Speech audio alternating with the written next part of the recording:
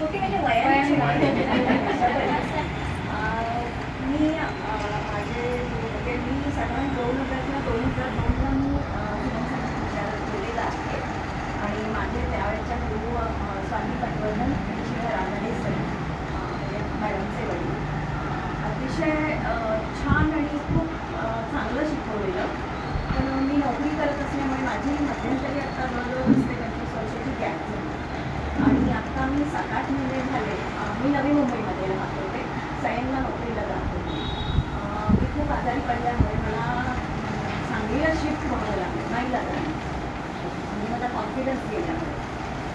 तर एकदम 40 वर्ष मुंबईत घालवल्यानंतर सांगलीमध्ये जाऊन मी आता काय करणार, हा फ्रेंड सर्कल हा काय किंवा एक विचारांची पण आपली थोडीशी फरक पडतो हां तसं झालं. तर मग मला एकदम क्लिक झालं की आपण आपलं जे हे सुरू सांगितलं जे आपलं राहिलेलं आहे ते आपण सुरू करूया आणि त्यानुसार मी सरांशी बोलून करून मी सांगलीसाठी केंद्र घेतलं.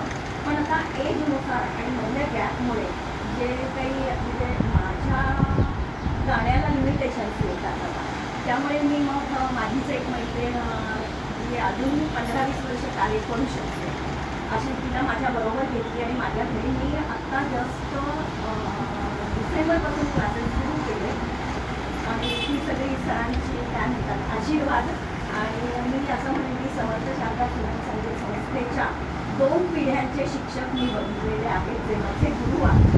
तर मला खूप अभिमान आहे की मी रानडे सरांची स्टुडंट आहे किंवा रानडे सर मला गुरु म्हणून लागले हां. आणि त्याच्यानंतर आता शिवाली मॅडम आता 2 दिवस झालं शिकवतच आहे. तर मला वेळोवेळी त्यामध्ये सरांची इतकी झलक येते आणि तिचं तर असं स्वतःचं अस्तित्व आहेच आहे, प्रश्नच नाही त्या बाबतीत.